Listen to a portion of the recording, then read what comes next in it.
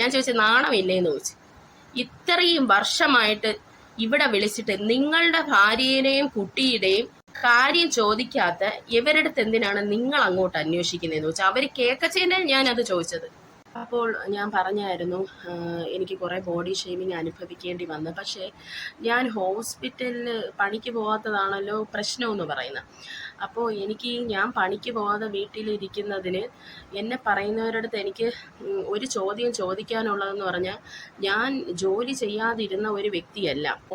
എന്നെ പഠിച്ചു കഴിഞ്ഞിട്ട് ഹോസ്പിറ്റൽസിൽ ജോലി ചെയ്ത ഒരാളാണ് ഞാൻ. അത് കഴിഞ്ഞ് ഇറാഖിൽ 2 വർഷം നഴ്സായിട്ട് ആ യുദ്ധം നടക്കുന്ന സമയത്ത് നല്ല തൻ്റെയിടത്തോടെ പോയി നിന്ന് 2 വർഷം പണിയെടുത്ത ഒരാളാണ്. അപ്പോൾ അവിടെ ഞങ്ങളെപ്പോലുള്ളവർ ചെന്നങ്ങോട്ട് ഇറങ്ങിയപ്പോഴാണ്, ഇല്ല തല മുട്ടയടിച്ച പോലെയായിരുന്നു. അവിടെ ചെന്ന് ഇറങ്ങിയപ്പോഴാണ് ഇപ്പോൾ അങ്ങ് പൊട്ടി പുറപ്പെട്ടത്. അന്നേരം നമ്മുടെ ഉമ്മൻചാണ്ടി സാറിൻ്റെ സെക്രട്ടറിയുടെ നമ്പറൊക്കെ ഞങ്ങൾക്ക് തന്നായിരുന്നു, ഞങ്ങളുടെ പാസ്പോർട്ട് നമ്പർ കൊടുക്കാൻ വേണ്ടി. കാരണം ഞങ്ങൾ അവിടെ നിന്ന് തിരിച്ച് ഇന്ത്യയിലോട്ട് കൊണ്ടുവരാനായിട്ട്. അന്നേരം എന്നെപ്പോലെ നല്ല തൻ്റെയിടമുള്ള പെണ്ണുങ്ങളായിരുന്നു ഉണ്ടായിരുന്ന. കുറേ പേരൊക്കെ നാട്ടിൽ പോയി. പക്ഷെ ഞങ്ങൾ പറഞ്ഞു, ഇരിക്കുവാണെങ്കിൽ ഇവിടെ മരിച്ചാലും ഇവിടെ കിടന്ന് മരിച്ചോളാം, ഞങ്ങൾക്ക് നാട്ടിൽ പോകണ്ട. കാരണം ഈ നാട്ടിലെ ആൾക്കാരെ ചൊറിച്ചിൽ സഹിക്കാൻ വയ്യാതെയാണ് ഇങ്ങനെയുള്ള ഇടത്തൊക്കെ നമ്മൾ കയറി വരുന്നത്. അതായത് നഴ്സിംഗ് പഠിച്ചിട്ട് ഈ ജോലിക്ക് കയറുന്നില്ലേ എന്നൊക്കെ ഉള്ള ഒരു ഭയങ്കര ഇതാണ്. നീ എന്ത് പുറത്ത് പോകണില്ലേ? അതായത് ഒരു നഴ്സ് ജോലി പഠിച്ചു കഴിഞ്ഞാൽ ഉടനെ അവൾ പുറത്ത് പോയിക്കൊള്ളണം അല്ലേ? അല്ലെങ്കിൽ ഇങ്ങനെ ചോദിച്ചുകൊണ്ടിരിക്കും, എന്ത് പുറത്ത് പോകാത്തേന്ന്. അപ്പം അന്ന് ചാവാൻ വരെ തയ്യാറായാണ് ഞങ്ങൾ കുറേ പേര് അവിടെ നിന്നത്. അപ്പം ഈ വ്യക്തികൾ ഇതൊക്കെ കേൾക്കണം കേട്ടോ, എന്നെ ഈ കുറ്റപ്പെടുത്തുന്നവര്. അപ്പോൾ എനിക്ക് പറയാനുള്ളത്, ഞാൻ എന്തുകൊണ്ട് എന്താ വണ്ണമുള്ളവർ നഴ്സായിട്ട് ജോലി ചെയ്യാറില്ലേ? അതൊരു ചോദ്യമാണ്. ഇഷ്ടംപോലെ പേര് വണ്ണമുള്ളവർ ജോലി ചെയ്യാറുണ്ട്.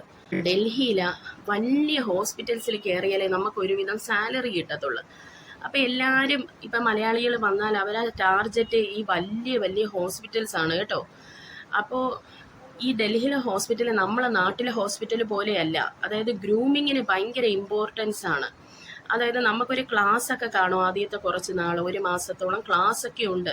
എന്നിട്ട് നമ്മളെ മൊത്തത്തിൽ ഇവരൊരു മേക്ക് ഓവർ ചെയ്തെടുക്കും. അതായത് ഇവരാദ്യം തന്നെ പറയുന്നതെന്ന് വെച്ചാൽ ഈ ചുണ്ടിൻ്റെ മുകളിലെ രോമം എടുക്കണം, പിന്നെ ഈ മുഖത്തെ ഹെയർസ് എടുക്കണം. അപ്പം ഞാനൊന്നും അങ്ങനെയൊന്നും എടുക്കാത്ത ഒരു വ്യക്തിയാണ്. പിരികം പ്ലക്ക് ചെയ്യണം, ഐലൈനർ വരയ്ക്കണം, അല്ലെങ്കിൽ കണ്ണൊക്കെ എഴുതി നമ്മളെ കാണുമ്പോൾ ഒരു വൃത്തിയും മെനയും വേണം എന്നൊക്കെയാണ് ഇവർ പറയുന്നത്. അത് അവരെ പറയാൻ പറ്റൂല. കാരണം ഇൻ്റർനാഷണൽ പേഷ്യൻസ് ഇഷ്ടം പോലെ വരുന്ന ഹോസ്പിറ്റൽസ് ആണ് ഇവിടെ ഡൽഹിയിലുള്ളത്. പ്ലസൻ്റ് ആയിട്ടുള്ള ഒരു ഫേസ് വേണം, അതൊക്കെയാണ് അവരുടെ ഡിമാൻഡ്. അപ്പം കയ്യിൽ രോമം പാടില്ല. അതായത് നമ്മളെ പുറത്ത് കാണുന്ന ഒരിടത്തും രോമമൊന്നും പാടില്ല. ലിപ്സ്റ്റിക് ഇടണം, പെർഫ്യൂം അടിക്കണമെന്ന് ഭയങ്കര നിർബന്ധമാണ് കേട്ടോ. പെർഫ്യൂം അടിക്കാതെ ചെല്ലാൻ പറ്റത്തില്ല. കാരണം പേഷ്യൻറ്റിന് നമ്മളെ വിയർപ്പിൻ്റെ മണം അടിക്കരുത്, അങ്ങനെയൊക്കെയുള്ള ഭയങ്കര ഇതാണ്. പിന്നെ നമ്മുടെ ഹെയർ നമ്മളിപ്പോൾ ഫ്രണ്ടിലൊക്കെ വെട്ടിയിട്ടാൽ പോലും നമ്മുടെ ഹെയറൊക്കെ നമ്മൾ വൃത്തിക്കും മെനയ്ക്കും നല്ല ചപ്പിച്ച് നല്ലോണം വെക്കണം. പിന്നെ ഉണ്ട കെട്ടി, അതായത് നമ്മളെല്ലാം അമ്മമാരൊക്കെ കെട്ടൂലേ പുറകോട്ട്, അതേപോലെ ഉണ്ട കെട്ടിയിട്ട് നമ്മുടെ നെറ്റ് കിട്ടും, ആ നെറ്റ് വെക്കണമെന്ന് നിർബന്ധമായിരുന്നു. നെയിൽ വെട്ടണം കേട്ടോ. അങ്ങനെ ഞാൻ അവിടെ കയറുമ്പോൾ എൻ്റെ വെയിറ്റ് എന്ന് പറയുന്നത് 102 കിലോ ആണ്. ഞാൻ അവിടെ ജോലിക്ക് കയറുമ്പോൾ എനിക്ക് ഫേസ് ചെയ്യേണ്ടി വന്നതെന്ന് പറഞ്ഞാൽ, ഞാൻ പറഞ്ഞല്ലോ എൻ്റെ കൈക്ക് ഭയങ്കര വണ്ണമാണ്. ഒരു 23 സെൻറ്റിമീറ്ററാണ് എൻ്റെ കൈ വണ്ണം വരുന്നത്. അപ്പം നിങ്ങൾ ആലോചിക്കണം എന്ത് കൈയാണ്. കാരണം ഈ ഫ്ലാബി ആയിട്ടാണ് ആം കിടക്കുന്നത് കേട്ടോ. എൻ്റെ ട്രൈസെപ്സ് ഭയങ്കര ഫ്ലാബിയാണ്. അപ്പോൾ എനിക്ക് ഈ ഡ്രസ്സുകൾ കിട്ടാത്തതിൻ്റെ കാര്യം അതാണ്. കാരണം കൈവണ്ണം ഭയങ്കര കൂടുതലാണ്. അങ്ങനെ ഞാൻ എന്നും അപ്പം നമ്മളെ നാട്ടിലെ പോലെ ഈ യൂണിഫോമും കൊണ്ട് നമുക്ക് വീട്ടിൽ വരാൻ പറ്റൂല. നമുക്ക് അതിനുള്ള പെർമിഷൻ ഇല്ല. നമ്മൾ ഈ യൂണിഫോം ഹോസ്പിറ്റലിൽ തന്നെയാണ് അവർക്കങ്ങ് ഇട്ടിട്ട് വരും. അവിടുത്തെ ലോണ്ട്രിയിൽ നമ്മൾ ഇട്ടിട്ടാണ് വരുന്നത്. കാരണം ഈ ഹോസ്പിറ്റൽ ഇൻഫെക്ഷൻസ് ഒരിക്കലും നമുക്ക് ഈ വീട്ടിൽ കൊണ്ടുവന്ന് സർഫിലിട്ട് കഴുകിയാലൊന്നും ഡ്രസ്സിന്ന് പോവില്ല. അപ്പം അതുകൊണ്ട് തന്നെ ഇവിടെ തന്നെ ഓട്ടോക്ലേവ് ചെയ്തോ സ്റ്റെറിലൈസ് ചെയ്തോണ് അവർ നമ്മുടെ ഡ്രസ്സുകൾ തരുന്നത്. അപ്പം എന്ന് രാവിലെ ഡ്യൂട്ടിക്ക് ചെല്ലുമ്പോൾ ഈ ഡ്രസ്സ് ന് വേണ്ടി ഒരു വലിയ ക്യൂ തന്നെയുണ്ട്. അപ്പോൾ ഇതൊരു വലിയ ഹോസ്പിറ്റലാണെന്ന് നിങ്ങൾ ചിന്തിക്കണം. അപ്പോൾ അവിടെ പോയി ക്യൂ. അപ്പം ഞാൻ ICU നഴ്സായതുകൊണ്ട് ഞങ്ങൾ ICUക്കാർക്ക് ഒരു പ്രത്യേക കൗണ്ടറുണ്ട്. ഞങ്ങൾക്ക് പെട്ടെന്ന് തന്ന് ഡ്രസ്സ് വിടും. ഈ വാർഡിലൊക്കെ വർക്ക് ചെയ്യുന്ന നഴ്സുമാരാണെങ്കിൽ അവർക്ക് വേറൊരു ക്യൂ ആണ്. അപ്പോൾ ഈ നഴ്സുമാരൊരു 100-ൽ കൂടുതൽ നഴ്സുമാരാണ് ഇങ്ങനെ ഒരു ഷിഫ്റ്റിൽ വന്ന് പോണത്. അപ്പം ഞാൻ അവിടെ ചെന്നിട്ട് എൻ്റെ അവസ്ഥ നിങ്ങളൊന്ന് ചിന്തിക്കണം. ആ ഹോസ്പിറ്റലിൽ അതായത് ഈ ICU അങ്ങനെയൊക്കെ വർക്ക് ചെയ്യുന്ന നഴ്സുമാർക്ക് ആർക്കും എൻ്റെ സൈസ് ഇല്ല. അത് അപ്പോഴാണ് എനിക്ക് മനസ്സിലാവുന്നത്. അതായത് XXL ആണ് അവിടുത്തെ ഏറ്റവും വലിയ ഒരു സൈസ് എന്ന് പറയുന്നത്. പിന്നെ ഉള്ളതൊക്കെ OT സ്റ്റാഫുകൾക്കുള്ളതാണ്. അവിടത്തെയുള്ള വലിയ വലിയ ആണുങ്ങൾക്കൊക്കെ വരുന്ന സൈസ് അത് അവർക്ക് പ്രത്യേകം കൊടുക്കും. OTയിലെ ഡ്രസ്സുകളെല്ലാം അവിടെ തന്നെ അവർ കൊണ്ട് കൊടുക്കുകയാണ് ചെയ്യുന്നത്. അപ്പം ഞാൻ എന്നും ചെന്നിട്ടുണ്ടല്ലോ, XXL ചിലത് ഒത്തിരി വലുതാണ്. ഈ കൈ എനിക്ക് സെറ്റാവും. അപ്പം ഞാൻ അവിടെ ചെന്നിട്ട് ഇത്രയും നഴ്സുമാർ നോക്കി എനിക്ക് ഞാൻ പറയണം, ഭയ്യ XXL ഈ പെൺപിള്ളേരെല്ലാം എന്നെ നോക്കും, അവിടെ ഉള്ളവരെല്ലാം എന്നെ നോക്കിയണേ. അപ്പം എനിക്കിതൊരു ഷെയിമാണ്, സത്യം പറഞ്ഞാൽ എനിക്ക് ഷെയിമാണ്. ഞാൻ എന്ന് ചെന്ന് ഭയ്യ XXL ബഡാ സൈസ് ചെയ്തു. അപ്പോൾ ഒന്ന് തരും അതായിരിക്കൂല, രണ്ടാമത്തെ തരും അതായിരിക്കൂല.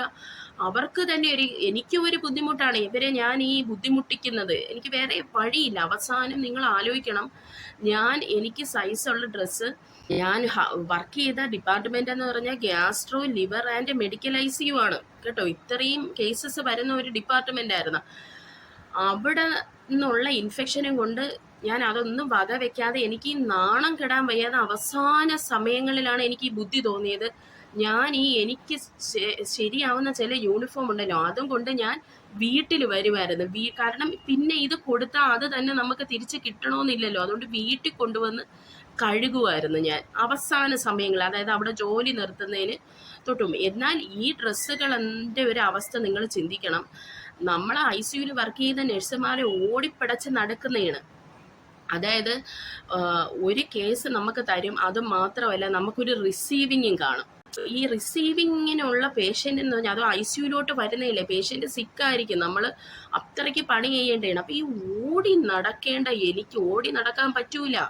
കാരണം ഈ ഡ്രസ്സുകളെല്ലാം എനിക്ക് ടൈറ്റാണ്. വേറൊരു കുറ്റം എന്നിൽ ചാർത്തിയെന്ന് പറയുന്നത് വിയർപ്പാണ്.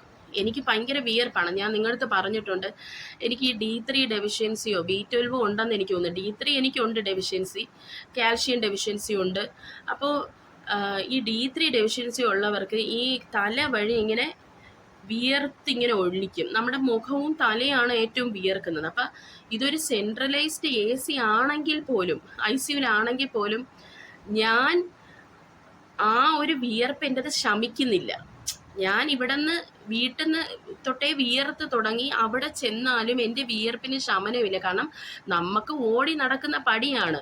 അപ്പോൾ ഞാനിങ്ങനെ വിയർത്ത്, അപ്പോഴേ നിങ്ങൾക്കറിയാം ഗ്രൂമിങ്ങിന് ഇത്ര ഇമ്പോർട്ടൻസി കൊടുക്കുന്ന ഒരു ഹോസ്പിറ്റലിൽ ഞാൻ ഈ വിയർത്ത് കുളിച്ച് നിൽക്കുന്ന ഒരവസ്ഥ നിങ്ങൾ ചിന്തിക്കണം.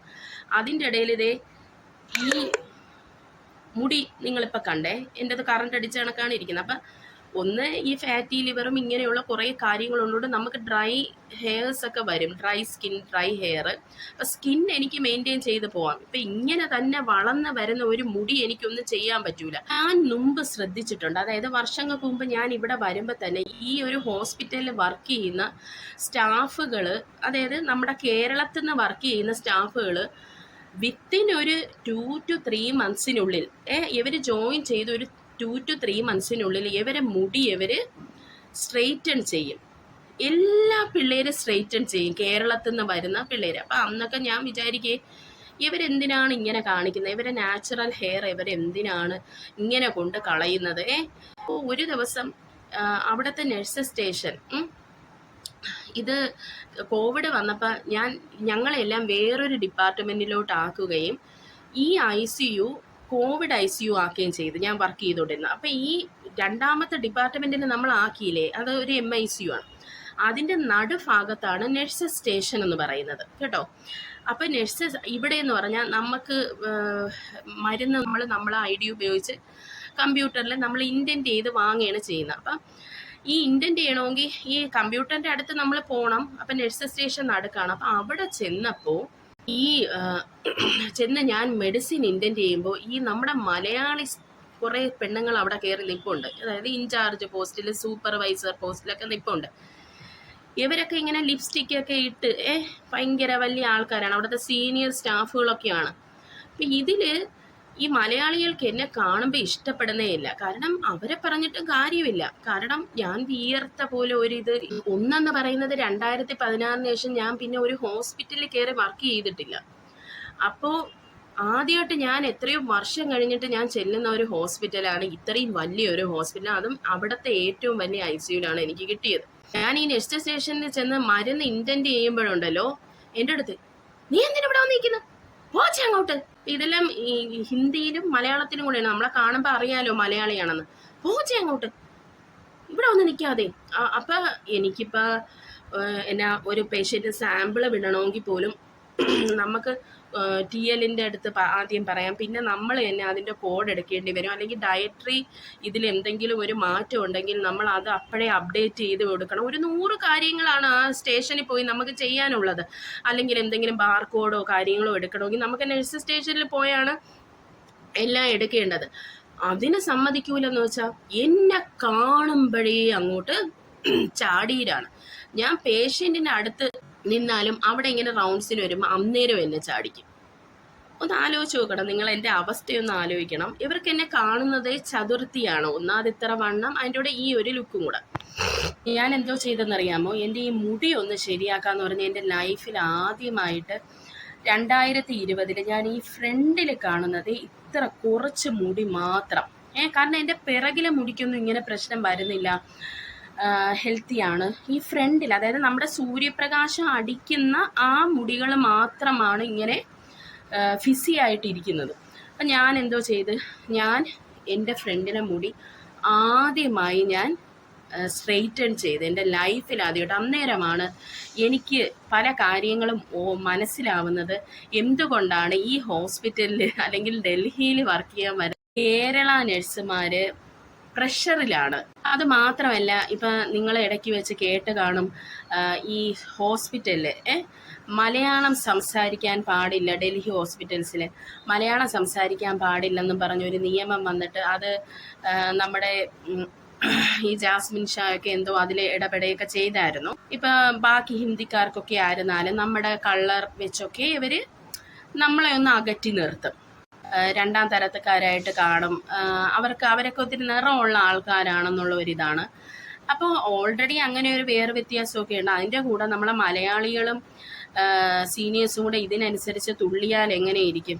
അങ്ങനെ ഞാൻ സ്ട്രെയിറ്റണൊക്കെ ചെയ്ത് പിന്നെ ഞാൻ വീണ്ടും പോകാൻ തുടങ്ങി. പ്രിയ സുഹൃത്തുക്കളെ, ഒരു ദിവസം ഞാനിങ്ങനെ നഴ്സ് സ്റ്റേഷനിൽ കൂടെ നടക്കുകയാണേ. നമ്മൾ നൈറ്റ് ഡ്യൂട്ടി നടക്കുന്ന സമയമാണ്, നൈറ്റ് ഡ്യൂട്ടിയിലായിരുന്നു.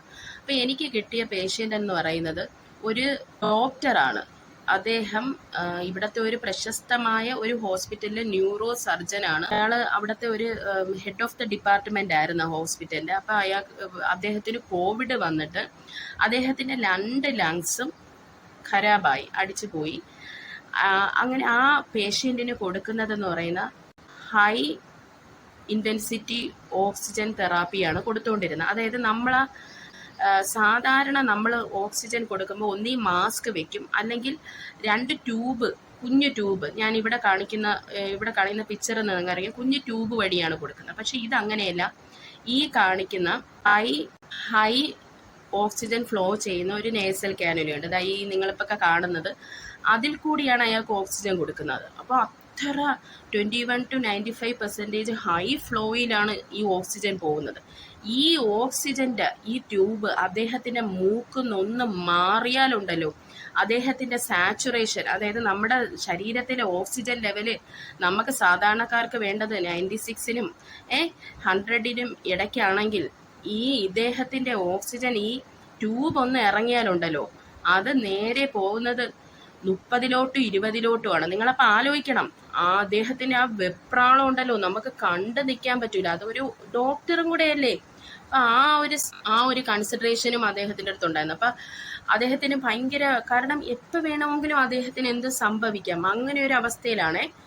അപ്പോൾ എനിക്കെന്തോ നൈറ്റ് ഡ്യൂട്ടിയാണ്, എല്ലാവരും കസേര അകത്തിട്ടിട്ട് ഈ ഒരു കുഞ്ഞ് റൂം പോലെയാണ്, അകത്തിട്ടിട്ട് ആണ് ഇരിക്കുന്നത്. അപ്പം ഞാൻ അവിടെ ഇരിക്കുന്ന കാണുമ്പോൾ ഈ പേഷ്യൻറ്റിന് ഉണ്ടല്ലോ ഒരു സമാധാനമാണ്. കാരണം ഇദ്ദേഹത്തിന് ഈ ട്യൂബ് എടുത്ത് വെക്കാനുള്ള ശേഷിയില്ല. നമ്മളെപ്പോഴും നോക്കിക്കൊണ്ടാണ് ഇരിക്കുന്നത്. എന്തിനെങ്കിലും അങ്ങോട്ടാ ഇങ്ങോട്ടാ പോകുമ്പോൾ ഈ ഒരു മാസ്ക്, ഈ ഒരു സാധനം വല്ലതും മൂക്കുന്ന പോവേ അദ്ദേഹം ചിലപ്പോ ഇങ്ങനെ നമ്മൾ സൈഡ് റെയിൽസ് ഒക്കെ ഇട്ടിട്ടുണ്ട്, പില്ലോ വെച്ച് പുള്ളീനെ ഇങ്ങനെ അനങ്ങാതെ വെച്ചിട്ടുണ്ടെങ്കിലും ചില സമയത്ത് പുള്ളി ഒരു സൈഡിലോട്ടൊക്കെ ചിലപ്പോൾ പോവും. അങ്ങനെയൊക്കെ ചാൻസ് ഉണ്ട്, നമുക്ക് പറയാൻ പറ്റില്ല, പേഷ്യൻ്റെ കാര്യമാണ്. അന്നേരമൊക്കെ ഇത് വലിയാം, മനസ്സിലായോ, വലിഞ്ഞ് അല്ലെങ്കിൽ ലൂസായി ഒക്കെ ഇത് പോവാം. അങ്ങനെ 2-3 വട്ടം സംഭവിച്ചപ്പോഴാണ് എനിക്കിത് മനസ്സിലായത്. അന്ന് ഞാനല്ല നോക്കുന്നത്, വേറൊരു സ്റ്റാഫാണ് നോക്കിയത്. അപ്പോൾ ഞാൻ ഹെൽപ്പ് ചെയ്യാനൊക്കെ പോയി. നമ്മൾ ഈ ബാക്ക് കെയർ ഒക്കെ കൊടുക്കുമ്പോൾ ഈ മാസ്ക് ഇടയ്ക്ക് ഊരിപ്പോയ സമയം വന്നായിരുന്നു. അന്നേരം എനിക്ക് മനസ്സിലായത്, അന്നേരം ഈ ഹെൽപ്പ് ചെയ്യാൻ പോയപ്പോഴാണ് എനിക്ക് മനസ്സിലാവുന്നത്, ഈ പേഷ്യൻ്റ് ഇങ്ങനെയാണ് പ്രശ്നം. അപ്പം ഈ പേഷ്യൻ്റ് എനിക്ക് കിട്ടിയപ്പോൾ എനിക്ക് ഇയാളെ നന്നായിട്ട് കെയർ ചെയ്യാനായിട്ട് പറ്റി. ആ ഒരു സന്തോഷം എനിക്കുണ്ടായിരുന്നു കേട്ടോ.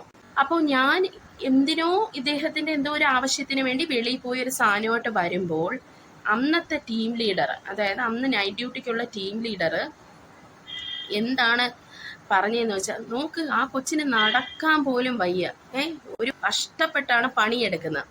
ഞാൻ നല്ല കുതിര പോലെ നടക്കുകയാണ്. എനിക്ക് ഈ വണ്ണം ഉണ്ടെങ്കിലും ഉണ്ടല്ലോ, നമുക്ക് പണിയെടുത്തല്ലേ പറ്റുള്ളൂ. നമുക്ക് ആയില്ലെങ്കിൽ പോലും ഒരു പേഷ്യൻ്റ് സ്ട്രഗിൾ ചെയ്യുമ്പോൾ നമ്മൾ ഓടും കിടന്ന് കേട്ടോ. അത് എല്ലാ നഴ്സുമാർക്കും അറിയാവുന്ന കാര്യമാണ്. അപ്പം ഇവളിങ്ങനെ ഇരുന്ന് കമൻ്റ് അടിക്കുവാണ് കേട്ടോ ഈ സ്ത്രീ. അത് കഴിഞ്ഞ് ഞാൻ അകത്ത് ചെയർ വിട്ടിരുന്നപ്പോൾ ഈ സ്ത്രീ അകത്ത് വന്നിട്ട് ഈ TL എൻ്റെ അടുത്ത് പറഞ്ഞേ, വെളിയിൽ ചെയറിട്ടിരിക്കാൻ. എന്തിനാണെന്ന് വെച്ചാൽ ഈ TL കൂടെ നൈറ്റ് ചെയ്യാൻ തുടങ്ങിയപ്പോൾ തൊട്ട് ഈ TL എന്നെ ചൊറിയാൻ തുടങ്ങിയതിന്. ഇവക്ക് എന്തെന്നറിയില്ല, എന്നെ കണ്ടാലങ്ങ് പിടിക്കുന്നതേ ഇല്ല ഈ പുള്ളിക്കാരിക്ക്. ഞാൻ അകത്ത് കസേരയിട്ടിരിക്കാൻ ഇതും കൂടെ ഒരു കാരണമാണ്. കാരണം ഇവളാ ചൊറിച്ചിൽ എനിക്ക് കാണാൻ വയ്യാത്തതുകൊണ്ടാണ് കേട്ടോ. ഞാൻ എന്തോ ഇത് ഇവള് പറഞ്ഞല്ലേ TL അല്ലേ, ഞാൻ വെളിയിൽ പിന്നെ കസേരയിട്ടിരുന്നു. ഇടയ്ക്കൊക്കെ ഒന്നും രണ്ടും ഒക്കെ തരുന്നുണ്ട്, മുഖത്തൊക്കെ നോക്കാൻ വലിയ ബുദ്ധിമുട്ടാണ്. ഒന്നെന്ന് പറഞ്ഞാൽ നമ്മളെ സ്റ്റാഫുകളെ എല്ലാം ഇത്രയും വലിയൊരു ICUവിൽ വർക്ക് ചെയ്ത സ്റ്റാഫിനെ MICUവിൽ എടുത്തിട്ടതാണ്. അപ്പം നമ്മളൊക്കെ അവിടെ ന്യൂ ആണ്. അപ്പം അതിൻ്റെ ഒരു പത്രാസും ഒക്കെ പുള്ളിക്കാരി കാണിക്കുന്നുണ്ട്. അപ്പോൾ എനിക്ക് അത് ഭയങ്കരമായിട്ട് ഹേർട്ടായി. കാരണം ഒന്ന്, എൻ്റെ പേഷ്യൻറ്റിനെ കുറിച്ച് ഞാൻ തിങ്ക് ചെയ്യുമ്പോൾ അത് എനിക്കൊരു വിഷമം മനസ്സിൽ വെക്കുന്നത്. കാരണം അദ്ദേഹത്തിൻ്റെ മുഖം ഉണ്ടല്ലോ മാറി. കാരണം ഞാനുണ്ടെങ്കിൽ പുള്ളിക്ക് അറിയാം പുള്ളിക്ക് ഒന്നും സംഭവിക്കൂലെന്ന്. അങ്ങനെ എന്നും അല്ലേ ഈ ഒരു TL വന്നതിന് ശേഷവും ആ ഒരു ICUവിൽ പോയപ്പോഴാണ് എനിക്ക് ഏറ്റവും കൂടുതൽ വിഷമങ്ങൾ ഉണ്ടായത്. എന്നെ ഇങ്ങനെ നഴ്സ് സ്റ്റേഷൻ്റെ അവിടെ ചെല്ലുമ്പോൾ പട്ടിയെ പോലെ, നീ എന്തിനാ ഇവിടെ നിൽക്കുന്നത്, അങ്ങോട്ട് പോ, അവിടെ പോയില്ല എന്നൊക്കെ പറഞ്ഞിട്ട് നമ്മളതിലെ പട്ടിയെ പോലെ ആട്ടിയൊക്കെയാണ് അയക്കുന്നത് ഈ മലയാളി, ഈ നഴ്സ് എന്നൊക്കെ പറയുന്നത്. ഈ ഇൻചാർജ് പോസ്റ്റിലും സൂപ്പർവൈസർ പോസ്റ്റിലും ഒക്കെ നിൽക്കുന്നവർ അങ്ങനെയാണ് എന്നെ ആട്ടി അയച്ചത്.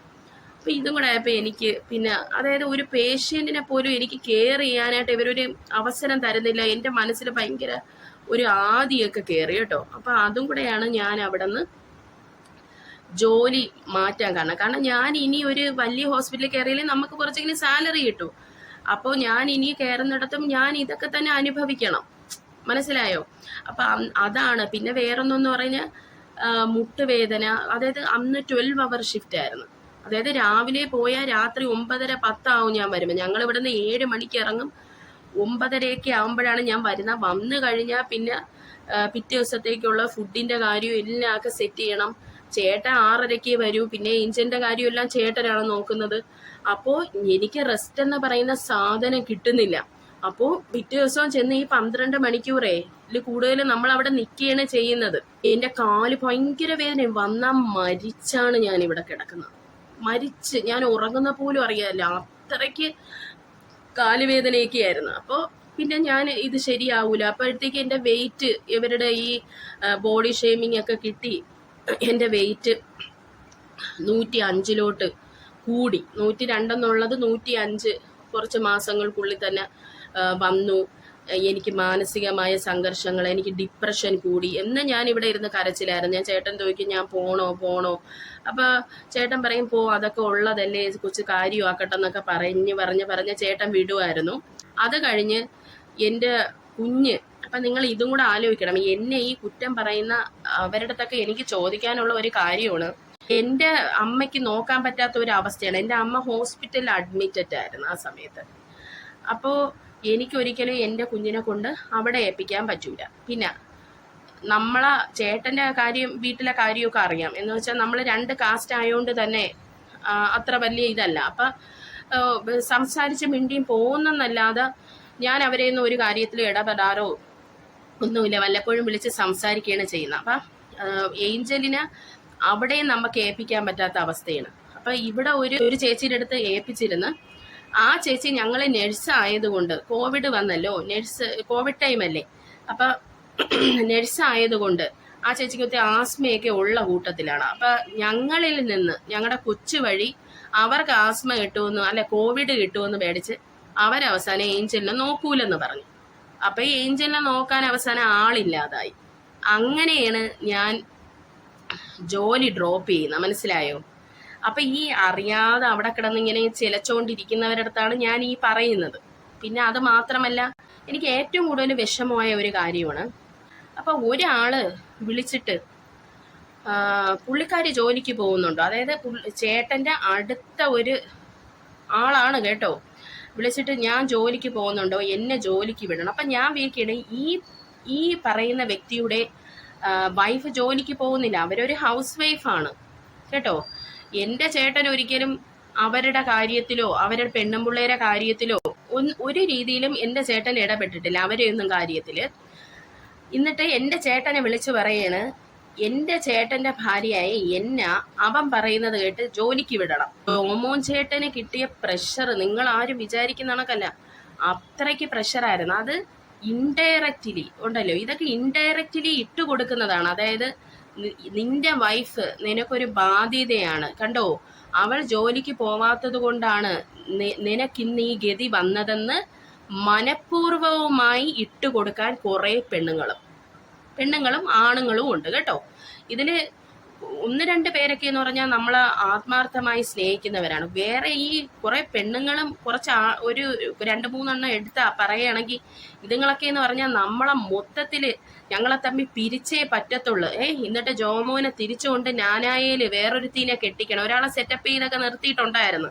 ഞങ്ങൾക്ക് കുഞ്ഞായി കഴിഞ്ഞും നാനായെന്ന് കെട്ടിക്കാൻ സെറ്റപ്പ് ചെയ്ത് നിർത്തിയേക്കുമായിരുന്നു. അപ്പം അങ്ങനെ സെറ്റപ്പ് ചെയ്ത് നിർത്തുന്നവരുമായിട്ട് ഞാൻ ബന്ധം സ്ഥാപിച്ചു പോകേണ്ട ആവശ്യമില്ലല്ലോ. ബോധവും ബുദ്ധിയില്ലേ, ഇവരൊക്കെ ഇഷ്ടം പോലെ പഠിച്ചിരിക്കുവാണ്, ഒത്തിരി പഠിച്ച വ്യക്തികളാണ്. ഈ വിളിച്ചിട്ട് ചേട്ടൻ്റെ, അതായത് എൻ്റെ കാര്യത്തിൽ ഇടപെടുന്നത്. അവൻ്റെ പെണ്ണുപിള്ളേരെ കാര്യം അവൻ നോക്കട്ടെ, അവൻ എന്തിനാണ് എൻ്റെ കാര്യത്തിൽ ഇടപെടുന്നത്? ഈ വ്യക്തി എന്നെ ഇവിടെ ഫോൺ ചെയ്യും കേട്ടോ, നിങ്ങൾ ഇത് കേട്ടോളണം. ഫോൺ ചെയ്തിട്ട് പുള്ളിയുടെ അടുത്ത് ഭയങ്കര സംസാരമാണ്.